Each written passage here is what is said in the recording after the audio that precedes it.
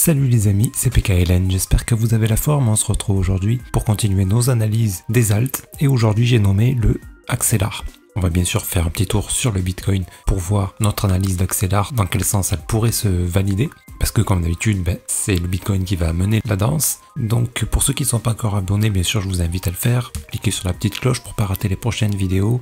Un petit com, un petit like, ça me fait super plaisir. Et sans plus attendre, donc on va regarder ce Axelar.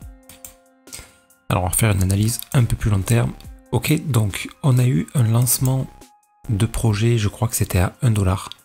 Donc ça a chuté derrière, d'accord, c'était à plein bear market de toute façon, donc c'était pas surprenant. Et c'est ce qui arrive sur beaucoup de projets. On l'a vu sur Virtual aussi, qui a descendu pendant bien longtemps avant de faire un fois, je sais plus, 500, 600, un fois beaucoup. Ok, donc pas d'inquiétude à ce niveau-là, ça c'est normal. On a eu une explosion derrière quand ça a été listé sur Binance, et bien sûr derrière une énorme correction après une montée comme ça. C'était pas surprenant, surtout que tout le marché corrigeait. Donc maintenant, cette impulsion baissière, elle est énorme. Donc ça c'est un mouvement correctif et un mouvement A. Vous savez, les corrections se font toujours en 3 temps, A, B, C. Donc là, on a un mouvement A. Est-ce qu'il est fini? Je sais pas. Parce que regardez ça, c'est carrément un setup de vente, quoi. Donc, on pourrait s'attendre à ce qu'ils viennent casser encore une fois ce bas. Ok, donc il pourrait descendre encore. On va regarder en plus petite unité de temps si ça semble s'annoncer maintenant. Mais voilà, quand on voit ça, c'est plutôt de la vente, clairement. Plutôt de la vente. Maintenant, il y a une autre possibilité, c'est que ça nous fasse ici un B plus grand. Et pourquoi pas même encore plus grand avant de nous faire un C. On peut très bien avoir une longue correction comme ça. Ça va dépendre un petit peu du marché et du Bitcoin. Si le Bitcoin continue de monter, que le bull market s'intensifie, mais pourquoi pas nous donner quelque chose comme ça et retrouver ce C dans le prochain bear market. Ça c'est tout à fait possible. Donc si c'est ça qui se produit et qu'on n'obtient pas un C tout de suite avant une explosion, il ne faudra pas s'attendre à aller plus haut que ça. Le top, on peut le casser, vous savez, pour faire plus tard, comme d'habitude. Ça, on l'a beaucoup vu sur la chaîne, donc vous devez être habitué maintenant. Plus tard, un running, on peut très bien obtenir quelque chose comme ça. Mais si on obtient quelque chose comme ça, il ne faudra pas s'attendre à une explosion énorme du Axelar. Bon, si on obtient ça, ça sera déjà magnifique. Hein. Ça ferait quand même une belle performance, pas loin de x5. Hein. Enfin, x5, même si on arrive à 3 $, là, 3 et quelques. Donc ça serait super. Maintenant, si Bitcoin continue de corriger, qu'ici on vient casser ce bas doucement et qu'après on a un signal haussier, là ça sera une excellente opportunité d'achat pour un B. Donc là pareil, j'irai pas viser la lune, c'est au maximum la cassure de stop, vraiment au maximum, et il faudra même faire attention avant puisqu'on peut très bien avoir un A, B, C avant de revenir assez plus haut. Ok, voilà, sur le long terme, c'est les deux scénarios que je vais privilégier. Soit on vient d'abord casser le plus bas, là ça sera une excellente opportunité dans le court terme, soit on continue de monter, et là par contre, il faudra se méfier et attendre la vraie baisse pour venir casser ce bas. Bon, ça on a le temps de le voir se développer. Ouais, l'idéal ça serait qu'ils viennent frotter ce plus bas là. Maintenant, dans une unité de temps plus petite, j'ai pas grand chose en fait. J'ai que ça de visible, que cette structure, parce que là, donc on était sur une tendance baissière, d'accord, des hauts de plus en plus bas, des bas de plus en plus bas, on repart sur une petite tendance haussière, d'accord, qui n'est peut-être que la correction de ça. Donc en tout cas, si on est parti sur une correction haussière, enfin sur une nouvelle tendance haussière, ça reste à confirmer, puisque ici on a fait des hauts de plus en plus haut, des bas de plus en plus haut, et là on vient de casser un dernier plus bas. Donc ça serait au minimum pour une plus grosse correction qui pourrait nous donner quelque chose comme ça. Voilà, donc si jamais là vous prenez un setup d'achat, que vous venez casser ce top, méfiance les amis, ce mouvement devrait se reproduire plus loin. Donc là, objectif, cassure de stop, 1,16. Voilà, si on le casse, on peut espérer aller un peu plus haut, vers 1,20. Moi, si jamais on vient à avoir quelque chose comme ça, je vendrai une partie de mon bag ici. Moi, j'ai acheté vraiment pas cher, là, je suis encore en positif. Mais bon, voilà, c'est pas des gains fulgurants, donc je laisse tourner. C'est un projet sur le long terme que je trouve bien.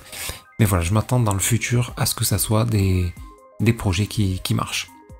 Bref, ok. Donc vous voyez un petit peu comme d'habitude, les deux directions sont possibles, ça va dépendre un peu de l'évolution du marché. Dans tous les cas, sur le long terme, on n'oublie pas que on est plutôt sur un signal baissier quand même. Donc prudence, si jamais on veut essayer de jouer sur cette tendance haussière pour obtenir un B avant de venir casser le plus bas. Prudence là-dessus. Maintenant, que nous indique le Bitcoin? Bon, en weekly, rien, ça n'a pas évolué. Par contre, dans la petite structure, là je vois un petit peu de baisse là, non? Ouais, bon, c'est rien du tout, ça a priori, même chose, en plus petite unité de temps, c'est la même chose que sur l'accélérateur, on a une impulsion baissière, correction, on devrait baisser comme ça. Le tout pour nous donner potentiellement ici un running, si on vient pas casser ce bas, pour continuer à monter. Bon, si ça fait ça, ça sent la baisse encore derrière. Mais toujours est-il que moi, là, ce que je surveille dans le Bitcoin, c'est ce triangle. Après une impulsion haussière, ça, c'est un setup de continuation. Donc on pourra espérer une jambe haussière de cette amplitude-là. Okay, ce qui nous porterait le prix un petit peu plus haut. Et ça, c'est vraiment souhaitable, parce que après avoir cassé ce haut-là, je vous rappelle que si on le casse tout timidement et qu'on vient corriger encore derrière, ça commencera à annoncer quelque chose de pas très bon. Ok, on n'en est pas encore là, on va attendre pour l'instant. Les signaux sont plutôt ouverts. Donc voilà. Moi, ce que je pense qui se passe là, c'est qu'il y a beaucoup d'attentes auprès des promesses de Donald Trump. Est-ce qu'il va les tenir à propos des cryptos, etc. Voilà, il y a beaucoup d'incertitudes et le marché, en fait, ce qu'il n'aime pas, comme d'habitude, c'est l'incertitude. Des fois, c'est mieux une mauvaise nouvelle, puisque les investisseurs savent où ils vont, savent dans quelles conditions ils avancent, que pas de nouvelles. Là, pour l'instant, on est sur des bonnes nouvelles, bien sûr, mais il y a des choses qui demandent à être confirmées. Donc je pense que là voilà, le marché il se cherche un petit peu et bientôt on saura si on va partir à la hausse ou à la baisse. Dans tous les cas, pour l'instant, il semble vouloir partir à la hausse, mais pas dans l'immédiat. D'accord, faut que ce triangle finisse de se développer et là dans les heures qui arrivent, là je pense que demain on devrait être sur une petite correction. Là. Après attention, ça peut être juste ça et repartir. Donc faites attention si vous prenez des trades des amis. Toujours les break-even une fois que les setups sont confirmés et les setups dans la même unité de temps. C'est-à-dire qu'en 1 heure ici, mon setup de vente, il se termine ici, à ce dernier plus bas. On peut obtenir plus, bien sûr, mais le break-even il devra se mettre quand on arrive proche de cette zone.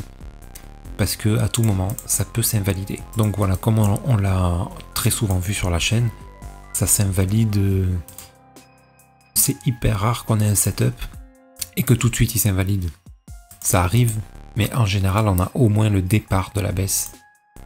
Et peut-être qu'on ne vient pas casser le truc et qu'après ça s'invalide. Ça arrive. Mais par contre d'avoir un setup et tout de suite on part dans le sens inverse, j'irai pas jusqu'à dire que je l'ai jamais vu, mais c'est rare. Ok les amis, donc petit récap sur le accélérateur. Ouais, en 1 heure, vous voyez, même chose. On a le même setup ici. Donc je pense que le marché va avoir une petite correction. Quelque chose comme ça. Ok, donc oui, en long terme on a dit, pour le accélérateur, en weekly, là vous voyez, on a une énorme impulsion baissière, une correction comme ça. Et on casse à la baisse, là c'est probable qu'on vienne toucher les derniers plus bas. Donc je vais surveiller ça, si on n'y arrive pas, tant pis. Enfin tant pis, moi je m'en fous, je suis dedans. Si on y arrive, par contre peut-être que je remettrai un billet ici. Parce que je vais attendre qu'on obtienne un plus grand B. Voilà, là, il y a pas mal de profit à faire. Ok les amis, sur ce, j'espère que cette vidéo vous sera utile. Je vous souhaite une excellente nuit et puis je vous dis à très bientôt, c'était PKLN. Merci.